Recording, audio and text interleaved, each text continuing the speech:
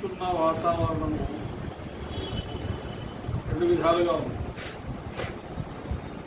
ఒకటి, దేశానికి ఇక్కడ ఉండే ధర్మానికి వ్యతిరేకంగా పనిచేసేవాళ్ళు ఎప్పుడూ లేనంత వేగంగా, ఎప్పుడూ లేనంత గట్టిగా పనిచేస్తున్నారు.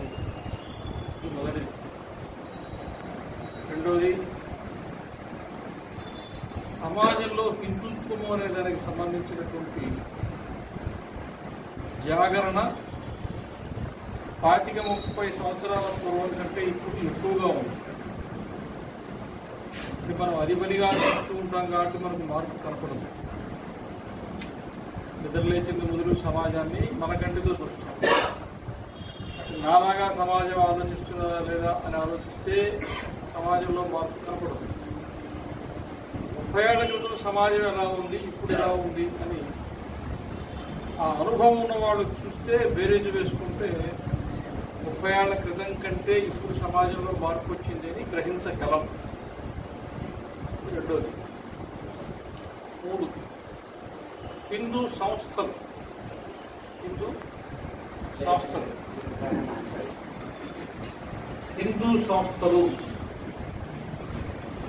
సంస్థలు రెండు రకాలుగా పనిచేస్తాయి. ఒకటి, ఆందోళన, కంటికి కనబడిన ప్రతి సమస్యకి స్పందించేటువంటి స్వభావం కలిగి ఉండడం.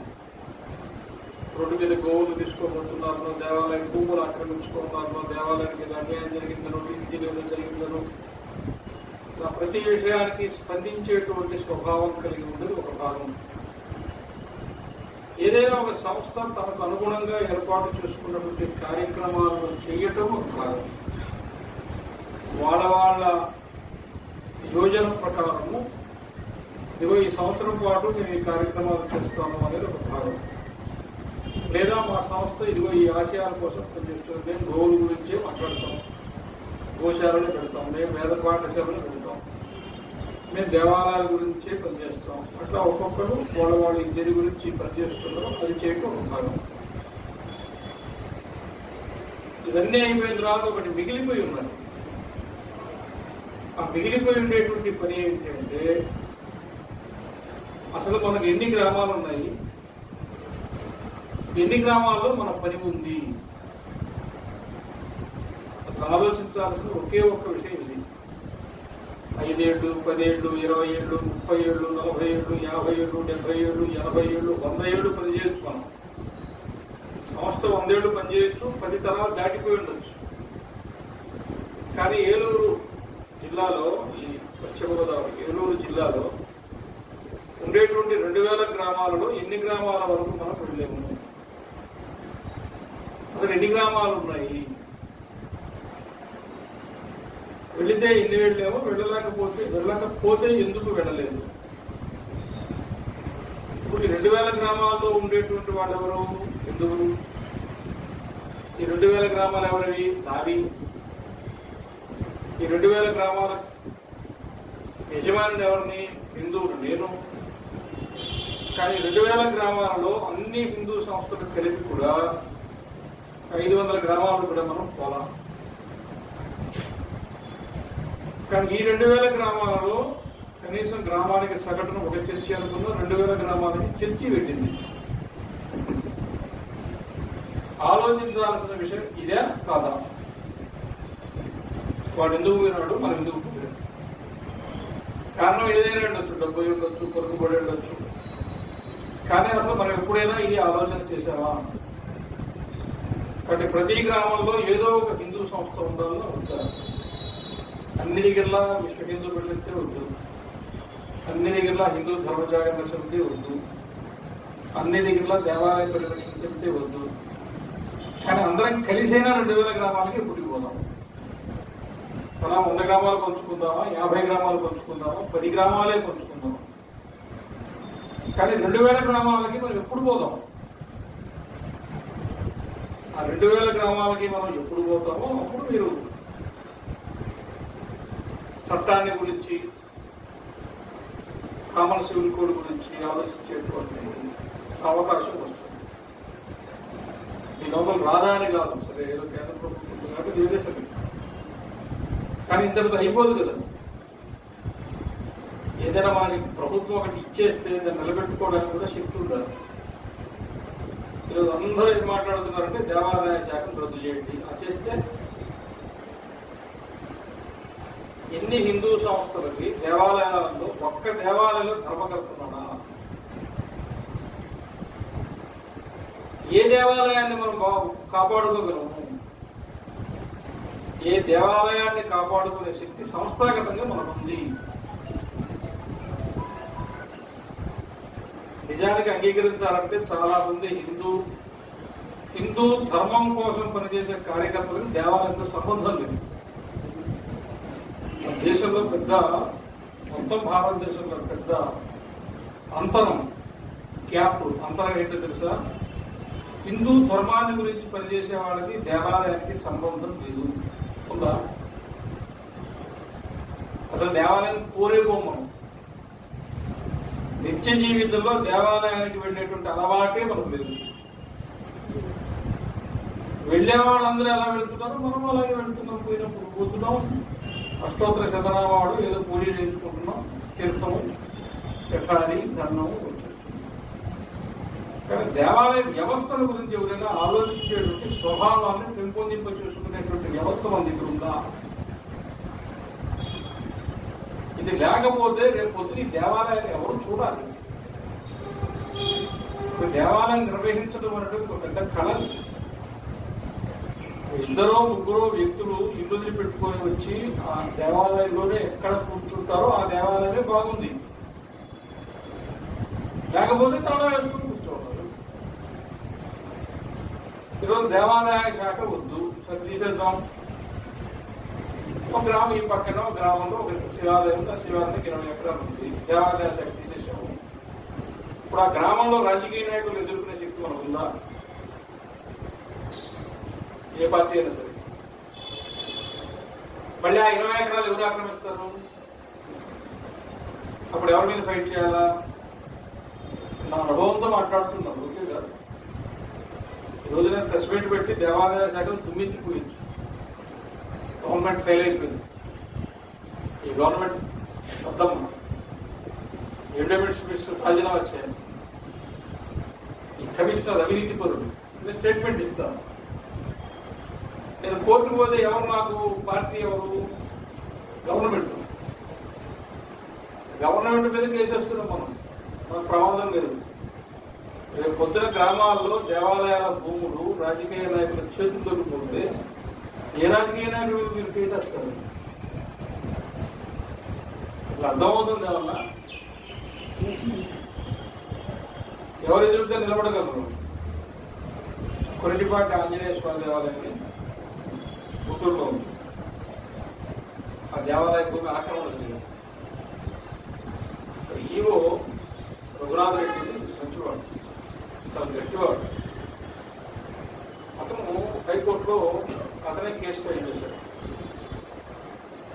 హైదరాబాద్ వచ్చిన ప్రతిసారి నేను కలిసాడు. అప్పుడు హైదరాబాద్ ఉండేవాడు, వచ్చేసాడు. హైదరాబాద్ ఉండేది. ఆ 25 ఎకరాల కొరటిపాటి ఆంజనేయ స్వామి దేవాలయాల భూమిని గురించి హైకోర్టులో వాదించడానికి ఎవరో చెప్తుంది సార్, నళిని చిదంబరం. అప్పుడు కేంద్ర మంత్రిగా ఉండే చిదంబరం భార్య సుప్రీంకోర్టు అడ్వకేటు గుంటూరులో కొరటిపాటి ఆంజనేయ స్వామి దేవాలయ భూమిని గురించి వాదించడానికి వచ్చింది. అర్థమేమిటి?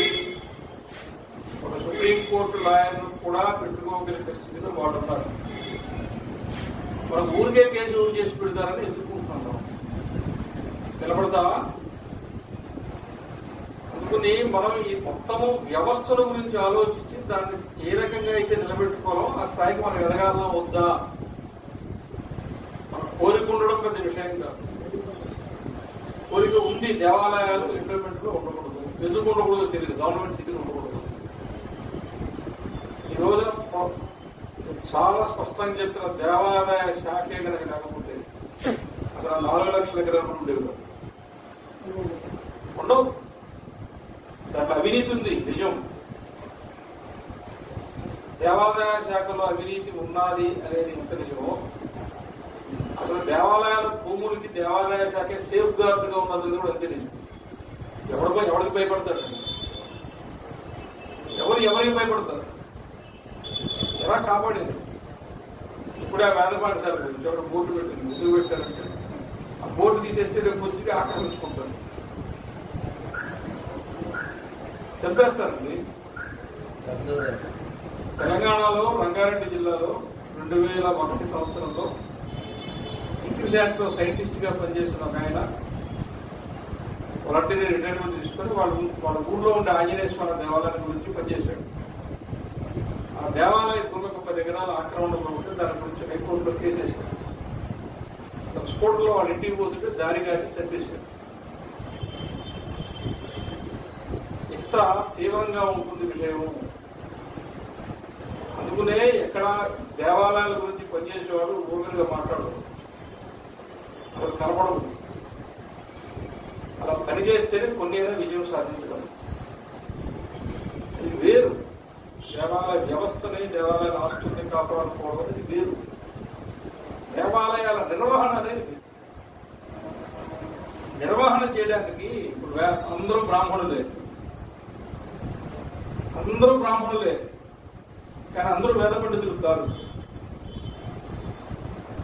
వేద పండితులు పౌరోహితులు వేద పండితులు కాదు, అర్చకులు వేద పండితులు కాదు. అర్చకులు వేరు, పౌరోహితులు వేరు, వేద పండితులు వేరు, పౌరాణికులు వేరు. ఇట్లా రకరకాల వాళ్ళకు సంబంధించిన పని ఏది ఉందో వాళ్ళు అందులో నిష్ణాతులు. ఎవరి జీవన విధానం వాళ్ళది. కాబట్టి ఒక వేద పండితుడు అర్చకులుగా పనిచేయలేడు, ఒక అర్చకుడు ఎప్పుడు వేద పండితుడిగా ఉండలేడు. వాళ్ళ జీవన విధానం వాళ్ళకి నిర్ణీతం అయిపోయింది. వాళ్ళ రకంగానే చేస్తారు, ఆ రకంగానే జీవిస్తగలరు. ఇవి 3 కానివాడు వేరు. ఉపాధ్యాయుడిగా ఉండే బ్రాహ్మణుడు వేరు, అడ్వకేట్ గా ఉండే బ్రాహ్మణుడు వేరు, ఇంజనీర్ గా ఉండే బ్రాహ్మణుడు వేరు, కాకపోతే ఐఏఎస్ బ్రాహ్మణుడు వేరు. ఐఏఎస్ బ్రాహ్మణులు, ఐపీఎస్ బ్రాహ్మణులు, డాక్టర్ బ్రాహ్మణులు దాదాపు మనకు హిందూ సమాజంలో రిటైర్ అయిపోయిన తర్వాత హిందూ ధర్మం ఉన్నట్టుంది. ముస్లిం అధికారులు, క్రైస్తవ అధికారులు డ్యూటీలో ఉండేటప్పుడే మనకు గుర్తుంది. మన వాళ్ళకి రిటైర్ అయిపోయిన తర్వాత రిటైర్ అయిపోయేటట్టుకి వీళ్ళకి హిందుత్వం గుర్తుకు రావడం కదా, మోకాళ్ళు కూడా గుర్తుకొస్తుందా? మోకాళ్ళు పనిచేయవు, మోచేతులు పనిచేయవు. ముఖ్యంగా అప్పుడు దాకా రాజకీయ నాయకులు చెప్పినట్టు పనిచేసిన బుర్ర కూడా పనిచేయదు. అది విమర్శించడం లేదు. 60 ఏళ్ళు దాటిన తర్వాత ఎవరికైనా సరే శరీరం యొక్క ప్రదర్శన తగ్గుతుంది. మనం 20 ఏళ్ళ కుర్రవాడు చేసినట్టు చేయగలమా? చేయగలం. కాబట్టి ఎవరెవరి జీవన విధానం వాళ్ళది. అలాగే దేవాలయం నిర్వహించడం అనేది కూడా ఒక ఆర్ట్, ఒక కళ. అందుకనే హిందూ సంస్థలన్నీ తమ కార్యకర్తలు దేవాలయ వ్యవస్థలో ప్రవేశపెట్టాలి. స్వామినారాయణ ట్రస్ట్ ఉందనుకోండి, రోజు రేపు అందరి నెట్లో గూగుల్లో దొరుకుతుంది. స్వామినారాయణ ట్రస్టుకు సంబంధించిన వాళ్ళు కార్యకర్తలు ఎలా తయారు చేసుకుంటారు. ఇస్కాన్ దేవాలయాలు కట్టుకుంటున్నారు. 500 కోట్లు, 1000 కోట్లు, 2000 కోట్లు ఒక్కొక్క దేవాలయం కట్టడం. 2000 కోట్ల రూపాయల దేవాలయం కట్టిన తర్వాత దాన్ని నిర్వహించడానికి ఎంతమంది కదా? వాళ్ళ దగ్గర ఐఐటీలు ఉన్నారు, ఐఏఎస్లు ఉన్నారు. ఐఏఎస్ సివిల్స్ అటెంప్ట్ చేసి 1 మార్కుతో 2 మార్కులతో పోయిన వాళ్ళు ఇక వద్దు ఈ జీవితం అనుకొని ఆధ్యాత్మిక జీవనంలో వచ్చిన వాళ్ళు ఉన్నారు. సెలెక్టివ్ వదిలిపెట్టుకొని వచ్చిన వాళ్ళు ఉన్నారు. ఆ స్థాయి బ్రెయిన్స్ అక్కడ ఉన్నాయి కాబట్టి ఆ దేవాలయం నిర్వహించకూడదు. 2000 కోట్లు, 3000 కోట్లు, 5000 కోట్లు కట్టి దేవాలయం కట్టారంటే దానికి ఎంత వ్యవస్థ ఉంటుంది, దాన్ని నిర్వహించడానికి ఎంత మ్యాన్ పవర్ కావాలి, ఎంతమంది నిర్వహణ శక్తి ఉండేటువంటి వాళ్ళు కావాలి. అంటే హిందూ సంస్థలు చేయాల్సిన పని ఏంటంటే, 1 సంస్థాగతమైన శిక్షణ, 2 మనకు ఏ రంగాల్లో అవసరమో అక్కడ మన అవసరం శిక్షణ ఇచ్చుకోవడం. ఉదాహరణకి టీటీడీలో అర్చక శిక్షణ ఇచ్చారు కొంతమందికి. అర్చక శిక్షణ ఎవరిపై ఇవ్వలేదు, మన వాళ్ళకి ఇచ్చుకోవద్దా? విశ్వ హిందూ పరిషత్ కార్యకర్తల్ని అర్చక శిక్షణకు ఎందుకు పంపించలేదు? మీరు గట్టి కార్యకర్త తయారయ్యాడు కదా. ఎక్కడైనా అర్చకుడు లేడంటే మన కార్యకర్తలు మనమే పెడతాం కదా. అక్కడ పక్కన ఒక దళిత బస్సులో అర్చకుడు లేడంటే వేగించి అర్చకుడు పెట్టుకోవచ్చుగా. కాబట్టి అర్చక శిక్షణ ఇప్పించుకోవాలి. అన్ని సంస్థలు చెప్తున్నారు, అన్ని సంస్థలు. టీటీడీ వాళ్ళన్నీ ఉచితంగా ఇచ్చారు కదా. భోజనం పెడితే దాదాపు ఛార్జీలు ఇస్తుంది, బట్టలు ఇస్తుంది, అన్ని ఇచ్చారు. దానికి సంబంధించిన పుస్తకాలు, సాహిత్యం ఇస్తుంది. సాధారణంగా దేవాలయంలో చేసేటువంటి షోడశోపచారాలు నేర్పించి పంపించారు. మనం రాదు కదా, నేర్చుకుందాం. ఎప్పటికీ మనం ఎదుగుతాము, ఇది ఆలోచించాలి. మనం హిందూ సంస్థ లోపల ఎన్ని సంవత్సరాల నుంచి ఉన్నాం అనేది ప్రామాణికం కాదు. మన లోపల హిందుత్వం ఎంత ఉన్నది అనేది ప్రామాణికం. మనం రామాయణం ఎప్పుడు చదువుదాం? హిందూ సంస్థల్లో ఉండేటువంటి కార్యకర్తలు రామాయణం ఎప్పుడు పూర్తి చేద్దాం? మనం ఒక గ్రామానికి వెళ్ళినప్పుడు రామాయణం గురించి మనం చెప్దామా, లేకపోతే చాగంటి వారి ఉపన్యాసాన్ని యూట్యూబ్ లో చూపిద్దామా? మనం ఎందుకు భారతం చదవము? మన హిందూ ధర్మాన్ని గురించి పనిచేయాలంటే ఆ హిందూ ధర్మానికి సంబంధించిన విషయాలు నేర్చుకునేటువంటి ఇష్టం ఉండాలి. ఒక వివేకానందుడి జీవితాన్ని గురించి చదవకుండా, ఒక రామకృష్ణ పరమహంస వారి జీవితాన్ని చదవకుండా, ఒక డాక్టర్ హెడ్గేవారి గారి జీవితాన్ని చదవకుండా జీవితంలో ఎక్కువ కాలం పాటు హిందూ ధర్మాన్ని గురించి చదివేయడం కష్టం. ప్రతి మనిషికి ఆశయం ఉంటుంది, కానీ ఆశయానికి కావలసినటువంటి ఇంధనం కావాలి. ఆ ఇంధనాన్ని మనం నింపుకోవాలి. లేని పక్షంలో మనం మామూలుగా సాధారణంగా వాడేటువంటి సామెత ఏంటంటే 19 తిన్నా పొరగడుపే, 7 తిన్నా ఏకాశి. ఇక్కడ మైక్ ఉంది. మీరు ఏ దేవాలయంలో మైకైనా చూడండి, చెడిపోయింది.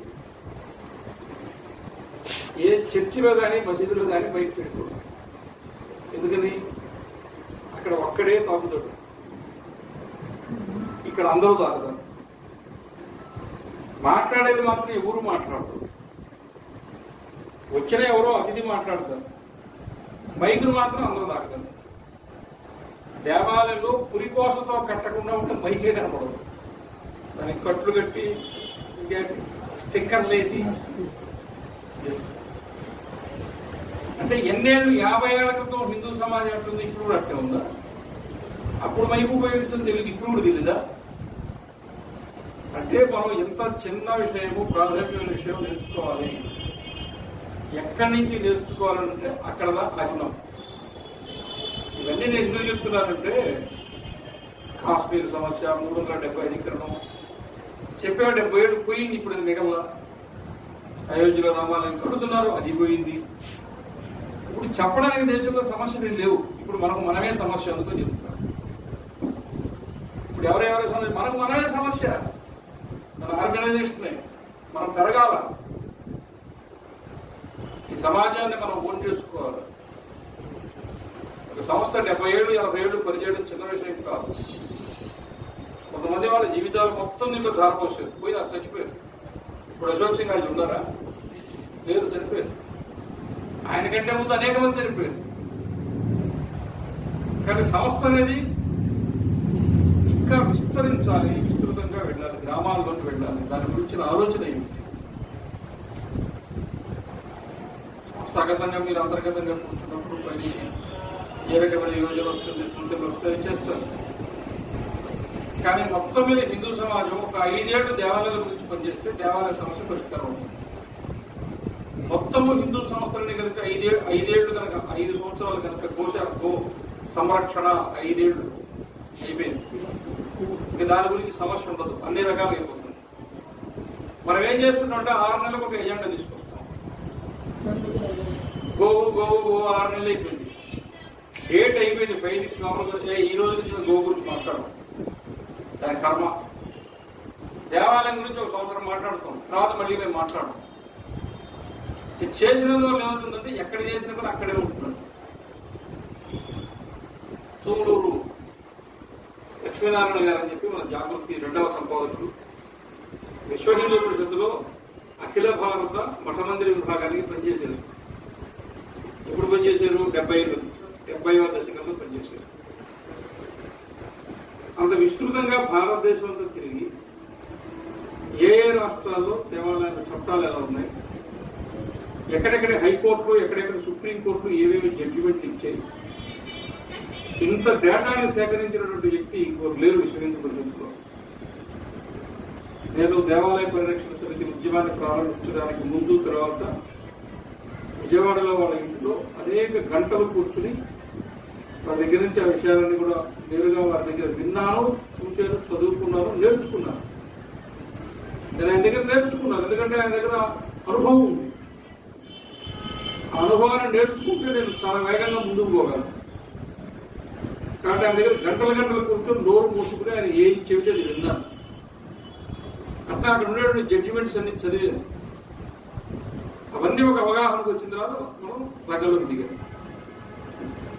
ఆ తూముల లక్ష్మీనారాయణ గారు భారతదేశం అంతా తిరిగి మఠ మందిరాలకు సంబంధించి అంత పెద్ద డాక్యుమెంటేషన్ చేస్తే, అంత డేటా చేస్తే, ఆయన తర్వాత మఠ మందిరాలకు ఎవరికైతే బాధ్యత ఇచ్చారో వాళ్ళు మళ్ళా దాదాపు 25 ఏళ్ళు ఆ డాక్యుమెంట్ చూడాలి. ఇప్పుడు చూడాల. అప్పుడప్పుడు గుర్తొచ్చినప్పుడు తూర్పు లక్ష్మీనారాయణ డాక్యుమెంట్ ఒకటి ఉందంటుంటారు. అది ఎక్కడుందో ఆంధ్రప్రదేశ్ విభజన చట్టం లాగా 175 మంది ఎమ్మెల్యేలు దాన్ని చదివిన పాపాత్మకు ఒక్కడు లేడు. ఎవరు చదవడు.